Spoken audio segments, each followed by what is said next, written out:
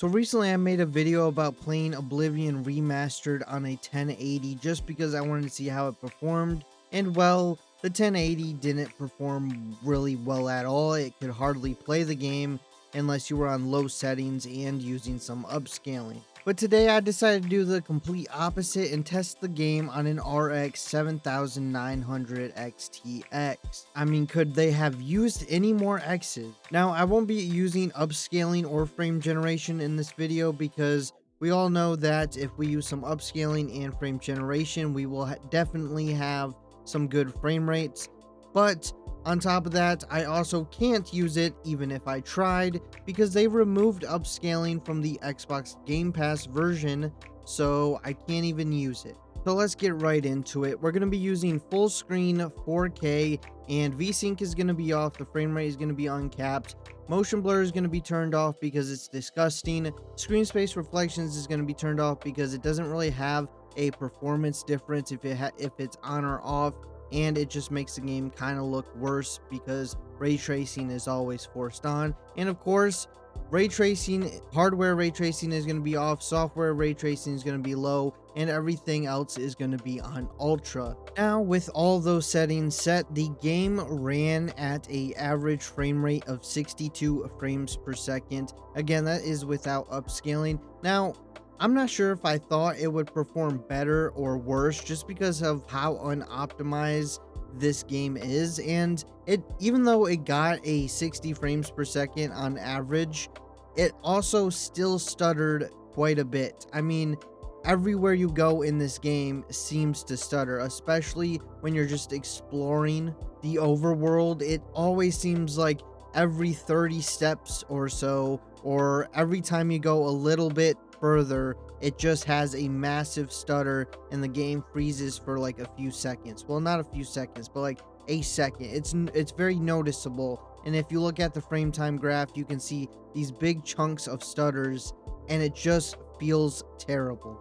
Next up, we're going to switch to high settings, but we're going to keep ultra textures. Since we got more than enough VRAM, having textures on ultra all the time shouldn't really affect performance that much. And with high settings, ultra textures, no upscaling, and no screen space reflections, we got an average of 81 frames per second. But then again, the game stutters still. No matter how much we lower the settings, the game seems to always stutter, and that's one of the big killers of this game. Not only is it unoptimized, but it just stutters so much. So frame rate wise, ultra settings and high settings have both been pretty playable, but unfortunately the stutters just get in the way and kind of ruin the entire experience. Because I don't know about anyone else, but when a game stutters over and over and over, it gets kind of annoying and it kind of hurts my eyes. Next up, we have medium settings, and we're still going to keep ultra textures, no screen space reflections, and of course, no upscaling. And with those settings, we got an average frame rate of 90 frames per second. Unfortunately though, medium settings starts to look kind of bad, especially the water quality. It seems to get way worse. We also seem to gain about 10 FPS each time we turn down the settings,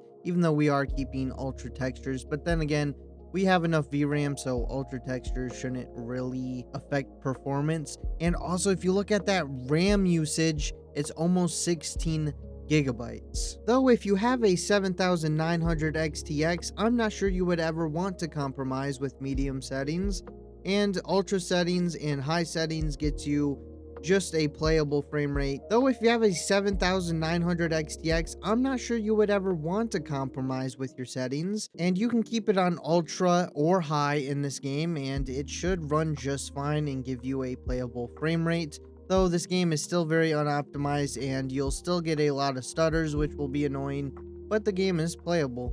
And yes, for some reason I did test it on low settings, though there was really no point to test the game on low settings with this card, but I tested it anyway. Of course, we did keep textures on ultra though. Now, I'm not going to spend too much time talking about the game on low settings with this card. The stutters were still there, and the performance gain from low settings from medium settings actually isn't very much. It went from around 90 frames per second on average to 96 frames per second on average, so not a huge jump, and the game also looks way worse, especially the water.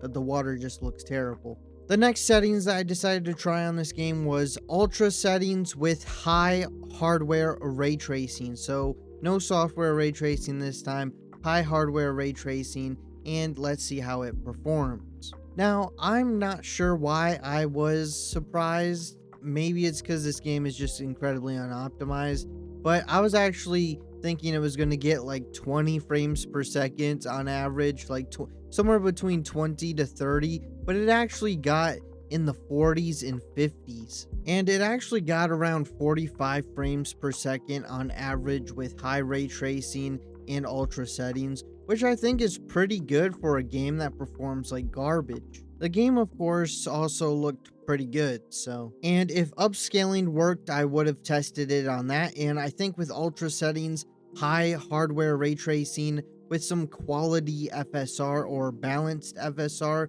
I think the game would still look pretty good, and it would run at above 60 frames per second all the time. That's just my guess though, because I can't test upscaling because they disabled it in an update. Now next, I tried ultra settings with high hardware ray tracing at 1440p just to get a guess, more of a guess at least, on what the game would run with some quality or balanced FSR. And with those settings, the game performed 15 to 20 frames better. Now, it still dropped below 60 quite a bit actually, but it still managed to get 63 frames per second on average. And of course, no matter what settings you're on or resolution, you will always get way more frames when you're in smaller areas like buildings, dungeons, caves, or even cities. Either way, that's going to be it for this video. Last video I made with the 1080 on this game, I had a lot of people arguing in the comments on whether or not the 1080 should have even been tested in this game because it's so old, so of course it's not going to run this game.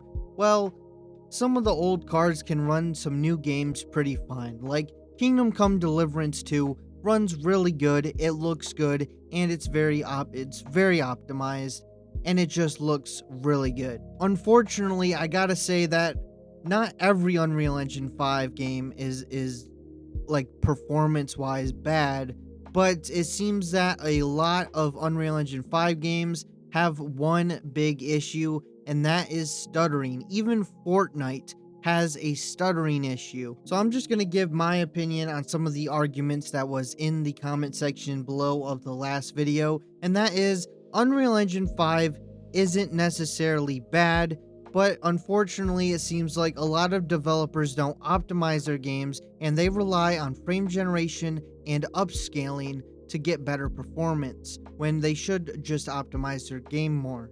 Either way, that's going to be the end of this video, so I hope you enjoyed it. If you did, make sure to hit that like button, leave a comment below, tell me what you think about Oblivion Remastered and the 7900 XTX in this video, because why not all three? And if you haven't already, hit that subscribe button because you want to be subscribed, and I'll see you next time.